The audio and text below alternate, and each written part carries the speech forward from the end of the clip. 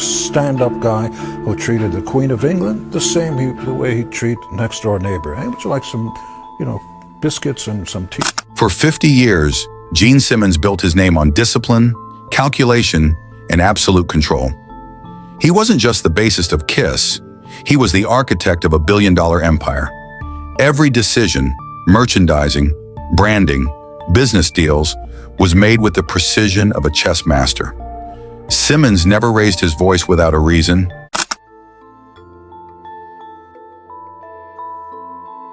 It doesn't never let matter. emotion But I think Ozzy Osbourne, who just He never died, allowed public bless him. feuds to distract from the business of rock and roll, until now. Because Gene Simmons has just done something no rock legend in history has ever dared. He has obliterated Roger Waters in public, not with a careless insult, not with an impulsive rant, but with a statement so savage, so perfectly timed, that it didn't just bruise Waters' reputation, it rewrote the rules of how legends settle their scores. The calm before the storm, it began quietly.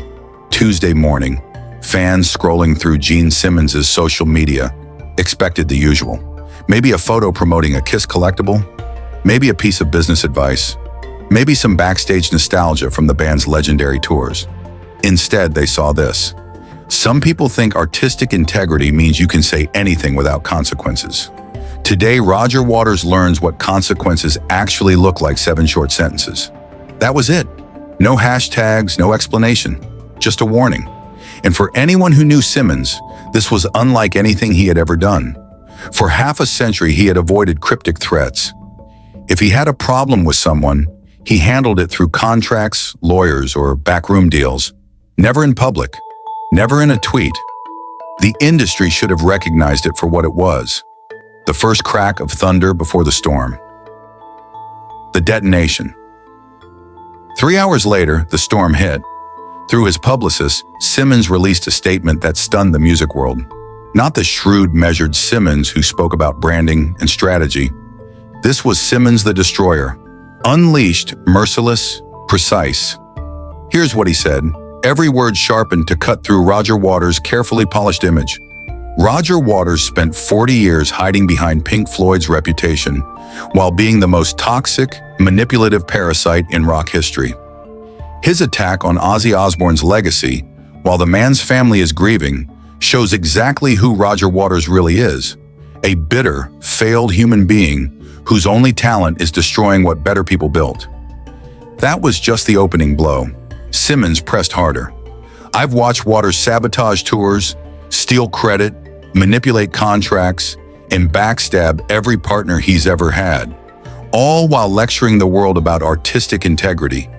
The man is a fraud, a liar, and a predator who masks his behavior behind self-righteous speeches. And then the kill shot. Roger Waters represents everything wrong with the music industry: fake principles, real greed, and the belief that pretension excuses cruelty. Ozzy Osbourne represented everything right with rock and roll: passion, honesty, and respect for the fans who make our careers possible. The shockwave. The statement hit like a bomb. By nightfall, it was trending worldwide. Journalists scrambled to verify its authenticity. News outlets called Simmons' management in disbelief. Did Gene really say this? The answer was yes, and the reaction was immediate. Musicians were forced to pick sides, either rally behind Simmons or stay silent. Very few dared defend Roger Waters, because everyone knew one thing: Gene Simmons doesn't move without a plan. This wasn't a temper tantrum, it was a calculated strike, which begged the question, why now? Why break 50 years of discipline to go after Waters so viciously, so publicly, and so precisely? The answer lay buried in a story no one had ever heard before. The diplomat who never spoke to understand the weight of Simmons' words.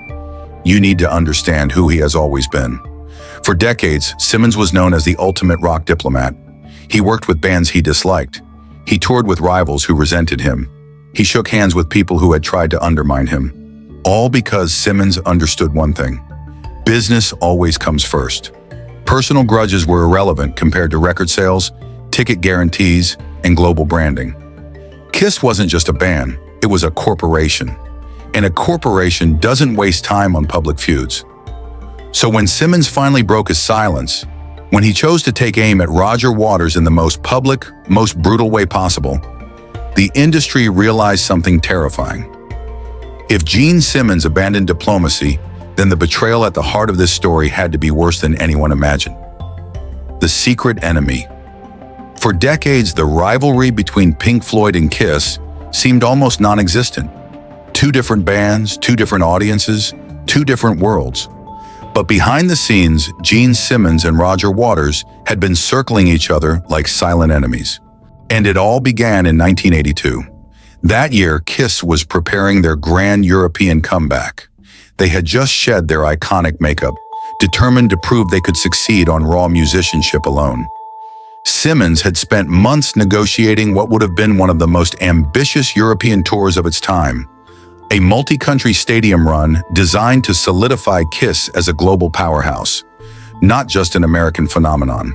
But while Simmons was building, Roger Waters was scheming. At the very same time, Waters was finalizing Pink Floyd's own European stadium tour for The Wall. Competition between major acts was normal, but what Waters did went far beyond competition. The betrayal Waters didn't just compete with KISS for venues, he sabotaged them. Using Pink Floyd's established European clout, Waters whispered poison into the ears of promoters. He told them Kiss was unstable, that they were financially insecure, that shedding their makeup was a desperate gimmick, proof they were running out of relevance. He told venue owners that booking Kiss was a financial risk, while Pink Floyd was a safe bet. And he didn't stop there. Simmons, believing in professional camaraderie, had approached Waters earlier that year to discuss touring strategies, two giants sharing notes on cracking the European market. Simmons thought it was a conversation between colleagues, but Waters turned it into a weapon. Armed with insider knowledge about Kiss's budget, venues, and plans, Waters systematically undercut Simmons at every turn. By the time Kiss reached European promoters, the damage was already done. Doors slammed shut. Venues suddenly unavailable, promoters lost interest. The betrayal cost Kiss millions. The fallout. Between 1982 and 1985, Kiss lost more than $15 million in potential revenue from collapsed deals, smaller venues, and reduced ticket guarantees. Their European expansion was delayed by years. Meanwhile, Pink Floyd flourished, touring the exact markets Kiss had been aiming for. And the personal betrayal? It cut deeper than the financial loss. Simmons learned the truth through a guilty British promoter who revealed Waters' deception. Waters hadn't just competed fairly. He had lied, spread disinformation, and deliberately destroyed Simmons' opportunities using the very trust Simmons had extended to him. For Simmons, it was unforgivable. The mask of integrity. But here's what made it unbearable. While Simmons stayed silent, Roger Waters built a reputation as the principled artist. He lectured musicians about authenticity. He scolded others for chasing money. He painted himself as a prophet of artistic integrity, while knowing his own European success had been built on sabotage, manipulation, and lies. For 40 years, Simmons bit his tongue. Not because he had forgiven Waters, but because timing was everything. To reveal the truth prematurely would have sounded like sour grapes. But Simmons waited. He watched, and he planned, because he knew one day Roger Waters would overplay his hand. The trigger. That day came when Waters attacked Ozzy Osbourne. In one reckless move, Waters revealed his true character to the world, mocking a man's legacy while his grieving family still mourned. It was cruel. It was tasteless. And it was the moment Gene Simmons had been waiting for. Because now Simmons' story about Waters' betrayal wouldn't sound like bitterness. It would sound like confirmation. Waters had shown the world who he was. All Simmons had to do was reveal who he had always been. And so, the silence ended. The beginning of the end. Simmons' statement wasn't just about Ozzy. It wasn't just about calling out cruelty.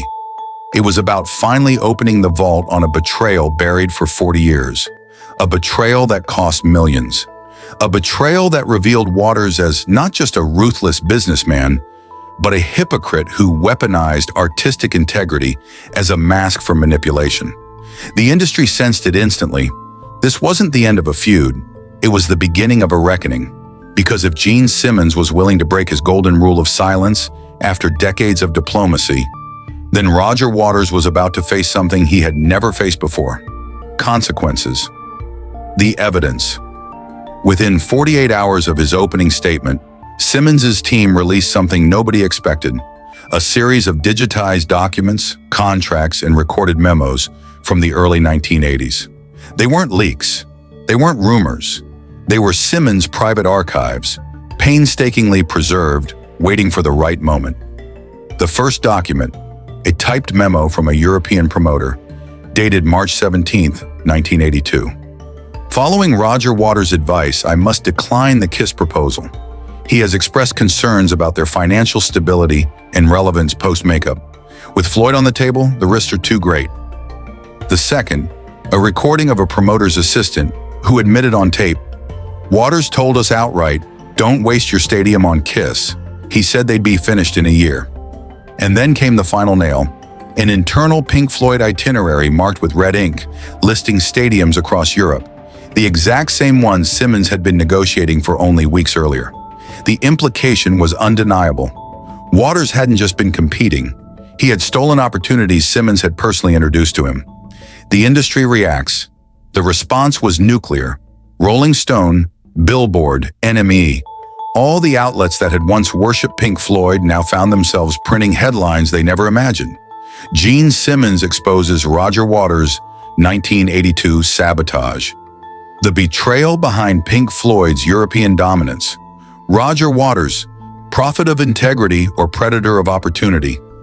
Suddenly, the man who had spent decades lecturing others about morality and authenticity was under a microscope. Musicians who had once been silent began to whisper. Old tour managers came forward with their own stories. Session players recalled being cut out of credits. Backing singers remembered being underpaid. And engineers described contracts rewritten at the last minute, all connected to Roger Waters. The myth was cracking, and Gene Simmons wasn't done. The war of silence, Waters stayed quiet. No press release, no denial, no counterattack. For a man who had built his career on words, on lengthy interviews, on philosophical rants, on speeches about justice, his silence was deafening, and Simmons knew exactly what that silence meant. It wasn't restraint, it was survival. Waters understood that engaging Simmons would be fatal, because Simmons wasn't bluffing. He wasn't throwing stones. He had decades of paperwork, recordings, and witnesses. This wasn't a feud. It was a prosecution, the hidden file. But Simmons still had one piece of evidence left. For 40 years, he had kept it locked away. A single letter, handwritten by a promoter who had once worked both Pink Floyd and KISS tours. The letter described in detail how Waters personally ordered his team to undercut Simmons, mocking him for thinking KISS could ever compete with art. The promoter wrote, Roger laughed and said, Gene doesn't understand. KISS is a costume. Floyd is eternity. Simmons never forgot those words, and when he finally released them, the world understood why his revenge had taken 40 years to arrive. The personal side. But here's the part that shocked even Simmons' supporters. When he finally sat down for an interview, he didn't sound triumphant. He didn't sound victorious. He sounded tired. I don't hate Roger Waters, Simmons said. Hate is a waste of energy, but I cannot allow lies to go unchallenged. For decades, he painted himself as the victim, the pure artist. Meanwhile, he tore down others for his own gain. I stayed quiet because it wasn't the right time. But when he disrespected Ozzy Osbourne, a man whose heart was bigger than this entire industry, I knew silence would make me complicit. For the first time, fans saw not just the businessman in Simmons, but the man. A man who had carried the weight of betrayal for half his life. A man who had chosen discipline over vengeance, until vengeance became a duty. The fans choose. And then came the ultimate verdict, not from critics, not from journalists, but from the fans. Concert-goers booed when Waters' name appeared on festival lineups. Pink Floyd tribute bands found themselves heckled. Online forums, once dedicated to worshiping Waters' lyricism, filled with debates about integrity versus hypocrisy. Meanwhile, Ozzy Osbourne's legacy surged. Streams of his catalog skyrocketed. Fans flooded social media with tributes. And through it all, Simmons kept repeating one message.